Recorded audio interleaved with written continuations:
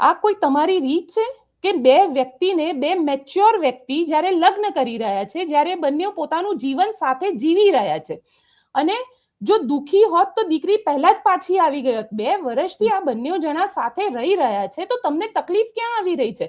તમને એ તકલીફ આવી રહી છે કે એને ચૌધરી સમાજમાં ને એને રબારી સમાજમાં લગ્ન કર્યા, એને તમારી મરજીની વિરુદ્ધ જઈને લગ્ન કર્યા. તો શું સ્ત્રી એ માણસ નથી? એની પોતાની ઈચ્છા નથી, એની પોતાની લાગણીઓ નથી, એ કોઈને પ્રેમ ના કરી શકે?